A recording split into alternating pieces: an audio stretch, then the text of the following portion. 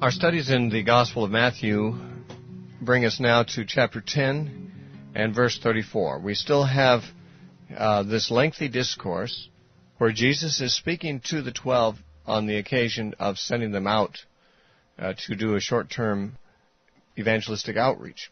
And among the things he says to them are these right here, beginning at verse 34. He says, "Do not think that I came to bring peace on earth.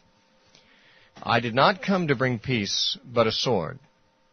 For I have come to set a man against his father, a daughter against her mother, and a daughter-in-law against her mother-in-law. And a man's foes will be those of his own household.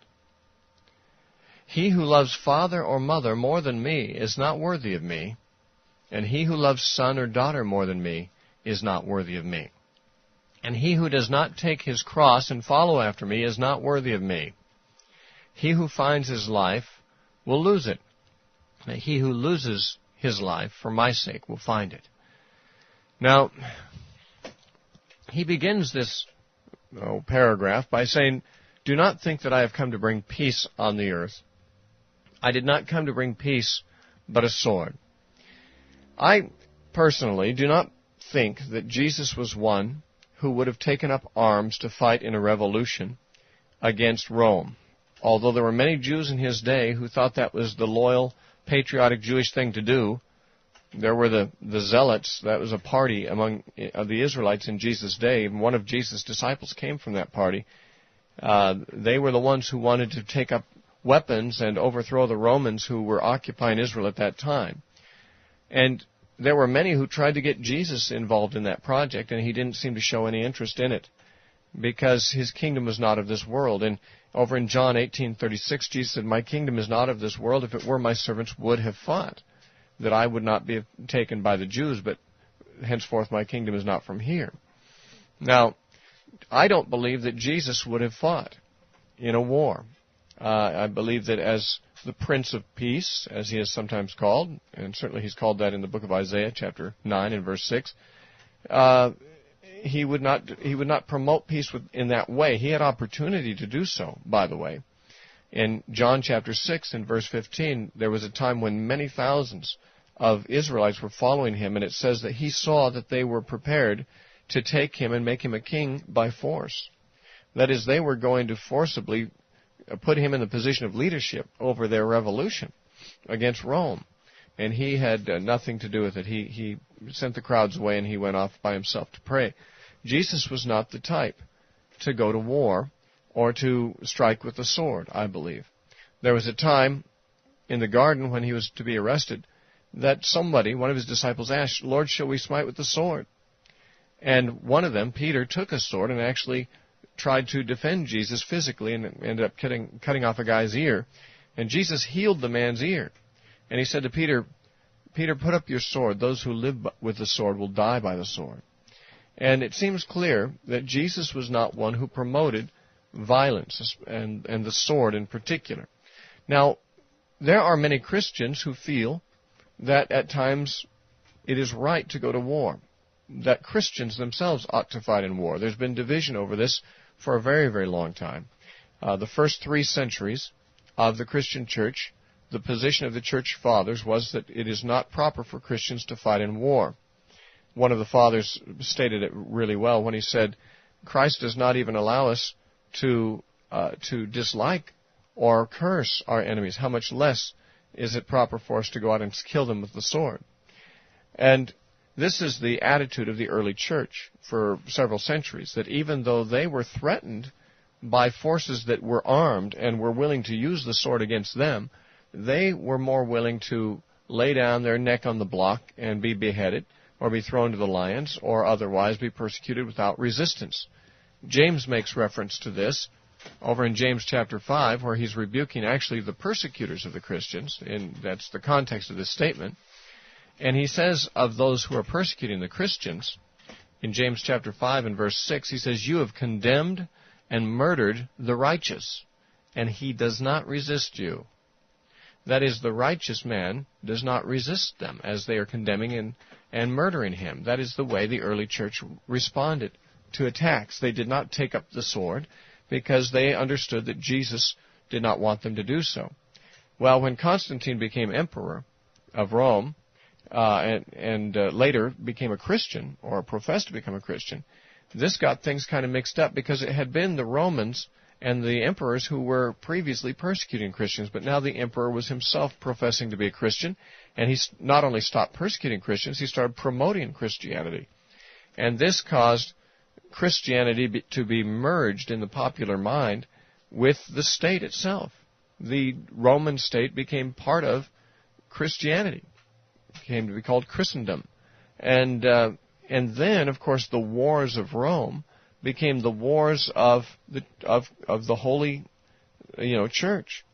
And it became very much more confused. So people like Augustine later on developed a new concept of Christians fighting in war that was different from that of the earlier church fathers, and of Jesus probably. And that was borrowed actually from Plato. It was Plato, the pagan philosopher, who first came up with the principles of what is usually called just war, meaning a war that is just, a war that is right, that is equitable, is all right to fight in. A war that is unjust is not right to fight in. And this became adopted into Christianity by Augustine from Plato, and became normative Christian teaching even up until the present time. Most Christians believe that there are some wars that Christians ought to fight in. And this is, generally speaking, the just war theory. Now, there have been a resurgence since the time of the Reformation of people, Christians, who believe it's wrong for Christians to fight in war. These people are taking the position that the disciples took and that the early church took for 3 centuries. These people were the Anabaptists. These were the Mennonites and those of that same stream. And that group still exists. The Quakers also took this position. And there are some other Christians who are neither Mennonite nor Quaker who have come to these conclusions from reading the Scripture. And so there is, of course, controversy in the church as to whether Christians ought to fight in war. Now, the reason I give you all this background is because this verse we're looking at, Matthew 10:34, often enters into the debate. Those who feel that Christians ought to be prepared to fight in war, and that it is right to fight in war, often quote this because, those who don't want to fight in war, don't believe it's right, usually quote Jesus. Well, those who want to oppose this viewpoint want to quote Jesus on their behalf too. And Jesus said, "Do not think that I came to bring peace on earth. I did not come to bring peace, but a sword." Now, this would suggest that anyone who thinks that Jesus came to bring an idyllic, pacifistic, peaceful world is certainly wrong. Because Jesus said he came to bring a sword and not peace. And therefore, they argue, it is right for Christians to take the sword because Jesus himself stated that he was in favor of it and that he didn't come to abolish it. Well, those who argue this way, I won't at this point attack any other arguments they make, but this particular verse in no way lends itself to this interpretation. When Jesus said, "I didn't come to bring peace, but I came to bring a sword," it doesn't mean that Jesus was advocating the sword. What he was saying is, if you think that by the coming of the Messiah, the result will be a peaceful, undivided kingdom, you are mistaken. Rather, the coming of the Messiah will bring conflict. The coming of the Messiah will bring division. In fact, it's interesting, in the parallel passage to this, which is found in Luke, it says, "Do not think I came to bring peace on the earth. I did not come to bring peace, but division."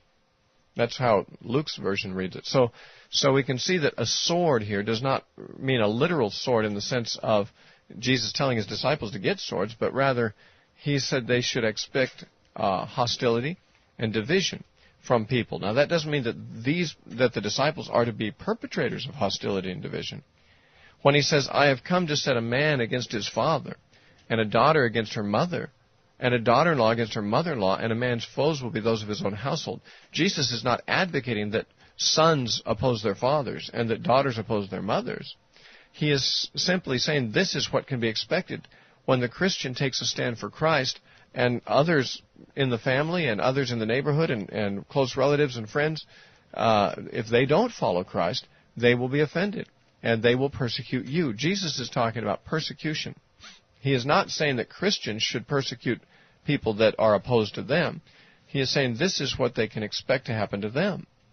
Now, in saying that people will persecute you, Jesus is not advocating persecution of Christians. He is simply predicting it. He is simply saying this will be the result of you choosing to follow Christ. And therefore, when he says, I came to bring a sword, he doesn't mean that he's advocating that people should take up swords against each other. He's warning the disciples that the result of their following him will be that there will be people who oppose them. There will be division. There will even be people with swords who will attack them. But he is not suggesting anywhere here that the disciples should themselves take up the sword. As a matter of fact, he had said in this same discourse back in verse 16, Matthew 10:16, he says, Behold, I send you out as sheep in the midst of wolves, therefore be as wise as serpents and as harmless as doves. How could somebody be as harmless as a dove and yet be fighting with the sword against his persecutors? That doesn't make sense to me, and I don't think it made sense to Jesus either. I think that those who use the words of Jesus here to try to make Jesus an advocate of fighting in war they'd best look in other places for their evidence, because this is not a passage that lends itself to that at all. Now, Jesus, by the way, when he mentioned that he had come to set a man against his father and a daughter against her mother and so forth and so on, and ending with that statement that a man's foes will be those of his own household, Jesus is actually quoting from the Old Testament, from one of the minor prophets. He's quoting from Micah. And Micah made this statement, and let me find it for you here. I'm going to turn to it. How's that sound? Micah chapter 7 and verse 6. It says, I'll start with verse 5. Do not trust in a friend. Do not put your confidence in a companion. Guard the doors of your mouth from her who lies in your bosom. For son dishonors father. Daughter rises against her mother. Daughter-in-law against her mother-in-law. A man's enemies are men of his own house. Now, what Micah is doing here, the prophet, when he's saying this, he's simply describing how corrupt the people of Israel had become in his day. He is saying that you can't trust anybody. You can't trust your wife who lies next to you in bed with your secrets. She'll betray you. You can't trust he says, don't trust a friend or put your confidence in a companion, because even sons dishonor their fathers and daughters against their mothers and daughters-in-law against their mothers-in-law. A man's enemies are the men of his own house. He's simply describing how disloyal people are to each other in Israel, and how the person who is righteous is going to have no one that he can trust, even in his own family. Now, Jesus is taking that scripture from Micah and saying, following me is going to bring that into a reality in your lives. There will be people who accept the lordship of Christ in their lives, but their fathers or their mothers or their children do not. And there will be this division in the family. There will be hatred. There will be rejection. But Jesus never indicated that you should shy away from discipleship just because of the rejection you'll experience. Many people will do anything to avoid rejection, because rejection is very painful. But Jesus indicated that to be rejected by men for his sake is definitely worthwhile. David said in the Psalms, he said, when my father and my mother forsake me, the Lord will take me up. And that is certainly what Jesus would have us to realize, is that we may lose friends, we may lose the loyalty of family members. They may disown us if we follow Jesus, but that is worthwhile. The Lord will take you up. The Lord will accept you. And to be accepted by God is far more important than to be accepted by man. What is man that anyone should be concerned about man's approval? And who is God that his approval matters? Well, God is everything. God is all important. And if we are rejected by God, even if all men praise us, then we are in serious trouble for eternity. Now, Jesus goes on and says, therefore, he who loves father or mother more than me is not worthy of me. Now, of course, what he's saying is, where there is a conflict, where you have an opportunity to follow Jesus, but the members of your family are opposed to it and forbid you to do it, well, then you have a conflict here between them and Christ. You've got to either be loyal to them or to Christ. Jesus, in another place in Matthew chapter 6, said you cannot serve two masters. You can't serve God and money. You have to be loyal to one or to the other.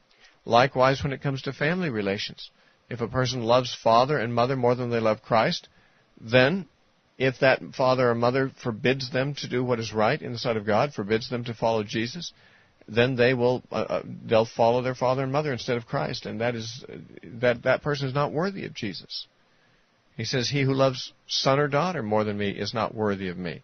I have known of people who, in their retirement years, felt called to go on the mission field, but their adult children shamed them into staying home because, the grandchildren need grandma and grandpa around and so forth. And so, in some cases, I've known grandparents to turn aside from the call of God in order to please their children. And Jesus said, whoever loves son or daughter more than me is not worthy of me.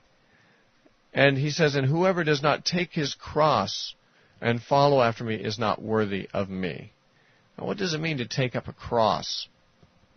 Christians for, I suppose, centuries have been wearing little ornamental crosses on chains around their neck. And is this what it means to bear your cross? To wear a cross around your neck as a piece of jewelry? Well, in biblical times, a cross was not a piece of jewelry, and Jesus and his disciples would never have understood it as such. A cross was a rugged piece of wood, really, two pieces of wood, such as the one that Jesus was crucified upon. And it was a method of execution for criminals. If a person was really hated by society and by the government and was condemned to die, they were given this cruel form of death, which is crucifixion. They'd be nailed to this wood and hung on it, sometimes for days before they would expire. It'd be a torturous and hideous form of death.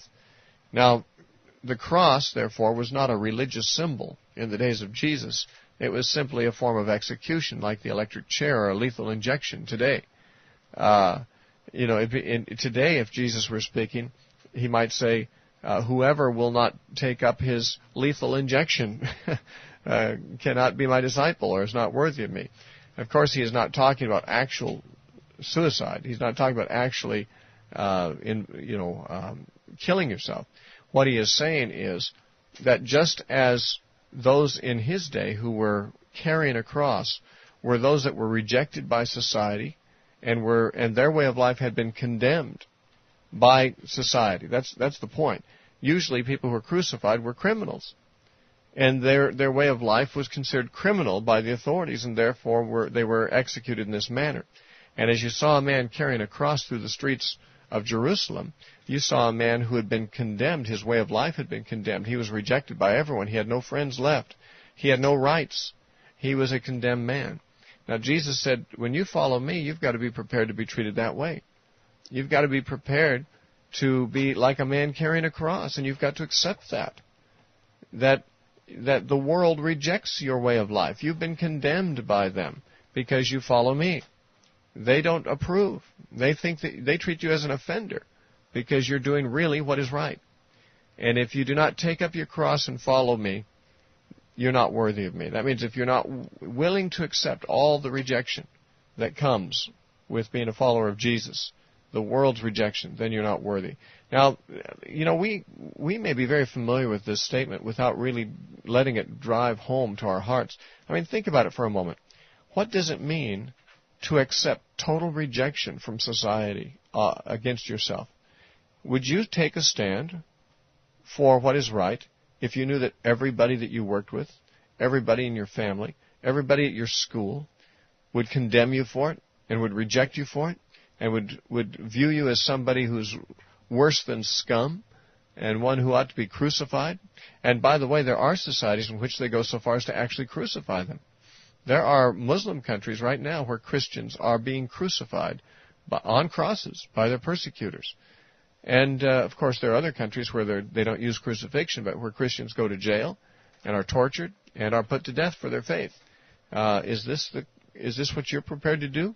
Are you prepared to face this for Christ? If not, well, I'm afraid he said you're not worthy of him. Now, when he says you're not worthy of me, he means that you cannot make the grade. You can't be a disciple. You can't follow him. You can't be a Christian. The word disciple in the Scripture is the same as the word Christian. in Acts 11:26, we find the definition of Christian. It says the disciples were first called Christians at Antioch. So a disciple and a Christian are the same thing. And Jesus, in another passage in Luke 14, said all the things he says here about he who loves father or mother more than me, he says, cannot be my disciple. Here he says, whoever does not take up his cross and follow after me. In Luke 14 he says, cannot be my disciple. In Matthew he says, is not worthy of me. But basically, you're not capable of being one of his if you're not willing to make him everything to you. And he even puts it in the final analysis, he says, he who finds his life will lose it, and he who loses his life for my sake will find it. Well, speaking of finding your life, made confusing it a little bit. I mean, what does it mean to find your life? Well, he made a better or a clearer statement of the same point over in Matthew 16:25, where he said, whoever desires to save his life will lose it, and whoever loses his life for my sake will find it. That is what he means, that if you try to save your own life by compromise, you'll lose it anyway. If you deny Christ under torture to avoid death, you're not going to live forever anyway. You're going to still die sometime. You'll just die unfaithful. If you seek to save your life by rejecting Christ, you will lose your life anyway. You will not have it forever. But if you will lose your life for his sake, if you'll die for him, then you'll find it for life eternal. You'll exchange a temporary life for a life that lasts forever.